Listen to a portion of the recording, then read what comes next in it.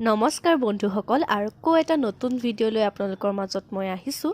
আজি আপোনালোকৰ মাজলৈ লৈ আহিছোঁ গুড় আৰু নাৰিকলৰ লাৰু কেনেকৈ প্ৰস্তুত কৰে তাৰ এটা সহজ পদ্ধতি। গতিকে ভিডিঅ'টো চাই থাকক। প্ৰথমে ৰুকনিৰ সহায়েৰে নাৰিকলখিনি ভালকৈ ৰুকি লোৱা হৈছে।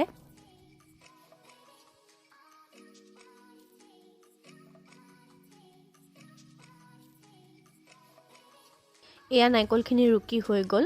তাৰ পাছতে নাৰিকলখিনি ভালকৈ মিহি হ'বৰ কাৰণে আমি মিক্সিত এবাৰ নাৰিকলখিনি গুড়ি কৰি ল'ম।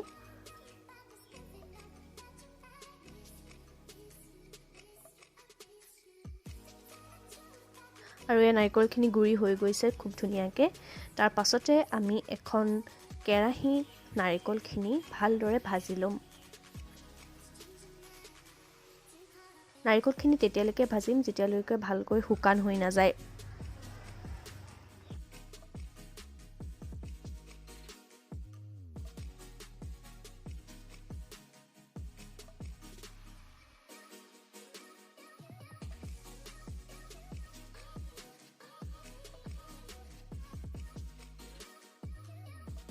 নাৰিকলখিনি গেছটো পুৰা কমাই পেলাই নি ভজা হৈছে যাতে ৰঙচুৱা হৈ নাযায়, বগা হৈ থাকে। আৰু এয়া দেখিছে আমাৰ নাৰিকল ভজা প্ৰায় হৈ গৈছে।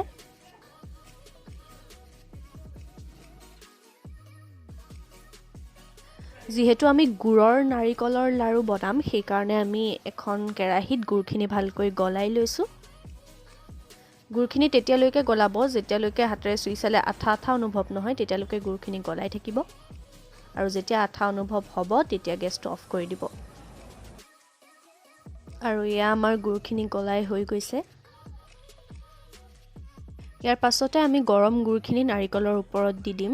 এটা কথা মন কৰিব, গুড়খিনি গৰম হৈ থাকোঁতেই নাৰিকলৰ ওপৰত দিব, কাৰণ ঠাণ্ডা হৈ গ'লে গুড়খিনি টান হৈ যাব। সেইকাৰণে গৰম হৈ থাকোঁতেই নাৰিকলখিনিৰ ওপৰত দি দিব আৰু হাতেৰে বা চামুচেৰে ভালকৈ গুড়খিনিৰ লগত নাৰিকলখিনি মিক্স কৰি দিব। ঠাণ্ডা হ'লে যিহেতু টান হৈ যাব, সেইকাৰণে গৰমে গৰমে আপোনালোকে গোটেইখিনি মিক্স কৰিব।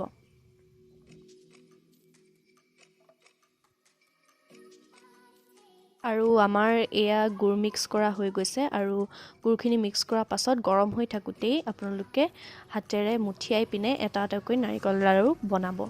গৰম হৈ থাকোঁতেই বনাব, কাৰণ ঠাণ্ডা হৈ গ'লে শ্বেপটো নল'ব, সেইকাৰণে গৰম হৈ থাকোঁতেই বনাব। এয়া দেখিছে আপোনালোকে খুব ধুনীয়াকৈ লাৰুৰ আকাৰ লৈছে।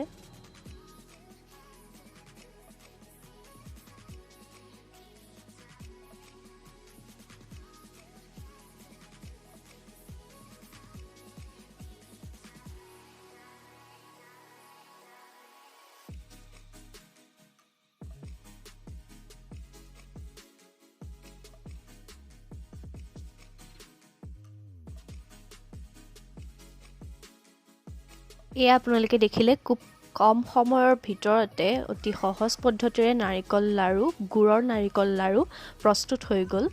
আপোনালোকেও এই পদ্ধতিটো ব্যৱহাৰ কৰি চাবচোন। যদি ভিডিঅ'টো চাই ভাল পালে তেন্তে লাইক, কমেণ্ট আৰু শ্বেয়াৰ কৰিব। আৰু মোৰ অন্য ভিডিঅ'বোৰ চাবৰ কাৰণে চেনেলটো ছাবস্ক্ৰাইব কৰিবলৈ নাপাহৰিব। পুনৰ আকৌ এক নতুন ভিডিঅ'ৰ সৈতে লগ পাম। আজিলৈ আহিছোঁ, ধন্যবাদ।